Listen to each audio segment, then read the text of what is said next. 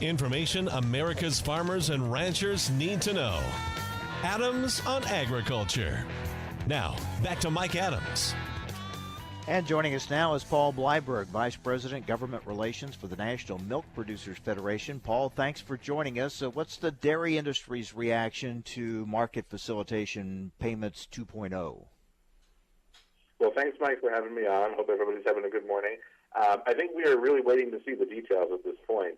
I think we saw last week out of the announcement that took place at the White House that they're going to do, as you said, another round of market facilitation payments. So we don't yet know what the different payment rates are going to be for the different commodities. So we're obviously appreciative that they're doing something given the trade challenges that are there. But we are continuing to push for a package that reflects the damages and the really significant damages that dairy has endured here. A couple of the points we've been making is that from July of last year up until March of this year, when the retaliation from both China and Mexico took effect, we estimate that dairy farmers have lost $2.3 billion in income over that time, and that figure aligns with several other economic analyses that have been done.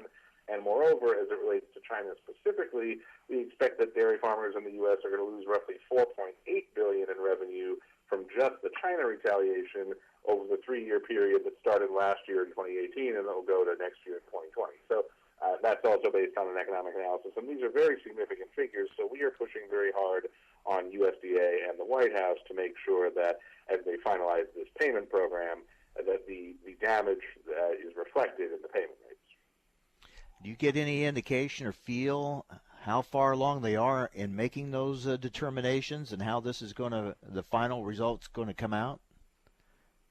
Not a lot of indication yet. One thing I think we got a sense of last week is that as it relates to some of the grain crops, grain commodities, they are hesitant to put out information too quickly because they don't want to have a distorting impact on planting decisions, obviously, that producers have to make. So we don't know exactly when we're going to get the payment rates. We do know that they're anticipating the first round of payments going out in the July to August timeframe, as they announced last week. They said that'd be the first round, which would likely be the largest round. The second round might be in the fall. They threw out November as a possibility, I think.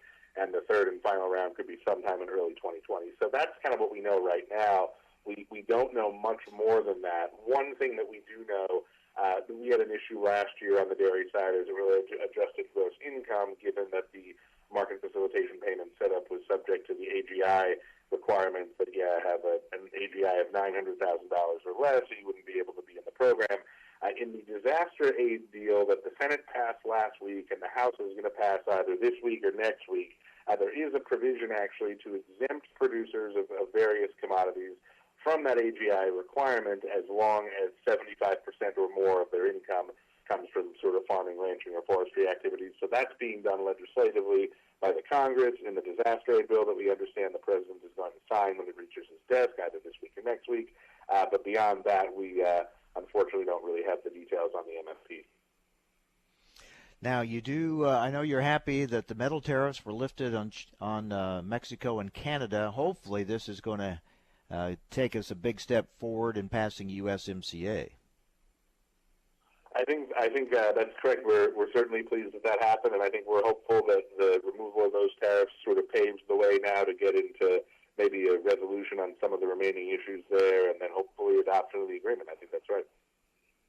So we'll see where that goes. There's still a lot of hurdles to overcome on USMCA, but that was a big one. Bring us up to date, Paul, on the dairy programs that are available to farmers. They look at the different options. What are you seeing? What are you hearing as far as the level of interest? Sure. When I was on a few weeks ago, I think I touched on the dairy hearing that happened in the House Ag Committee at the end of April, and there's certainly a great deal of interest in the new dairy margin coverage program. I can report that based on the March 2019 margin, the program will pay out yet again in the month of March, following on January and February. And as I said last time I was on, just the January and February payments alone, when totaled together, it will more than cover the cost of the entire year premium for a dairy farmer if you sign up for that $950 coverage level on your Tier 1. As of now, we understand that the final rule that USDA has put together on the dairy margin coverage program has been submitted to the U.S. Office of Management and Budget, which is part of the White House that kind of goes through the final approval process on new programs and things like that. So as far as we understand everything, it is still on track for the June 17th sign-up. So we're going to continue to be monitoring that situation very closely, but it would appear that the process on the DMC is proceeding accordingly. You feel in talking with producers there's any confusion about these different programs, or is it just a matter of trying to do their due diligence, sort through, and figure out what's best for their operation? I think it's a matter mostly of doing that due diligence. Like, I think, you have so many different options now, which we think is a very good thing, but we do want to make sure in our education as well in the industry that producers understand that new DMC option is really a good option, for a certain amount of that coverage there, that Tier 1 coverage, no matter what else you might do either on the catastrophic side for additional coverage or on the RMA side as well. DMC can be a very straightforward option at that 950 coverage level. So we've been kind of beating the drum on that over the last several months as we've been waiting for the program to be formally rolled out. So I think as producers do that due diligence that we're talking about and get up to speed, I would expect that come this summer when the sign-up opens, there'll be a great deal of interest. And like the rest of agriculture, the dairy industry is hoping for some good news on trade talks with China and Japan. That's absolutely right. I think we continue to watch that very closely. We know the president was on a trip to Japan in the last several days and has returned to Washington, but I think we're hopeful, as our friends in agriculture are across the board, for quick resolutions in those negotiations. All right, Paul, thank you very much. So we continue to wait and get those details on this latest round of market facilitation program payments. So much uncertainty yet, unknown, and hopefully we'll get those answers soon. Thanks for being with us, Paul. Appreciate it. Thanks, Mike. Appreciate it. Paul Bleiberg, he's Vice President, Government Relations for the National Milk Producers Federation.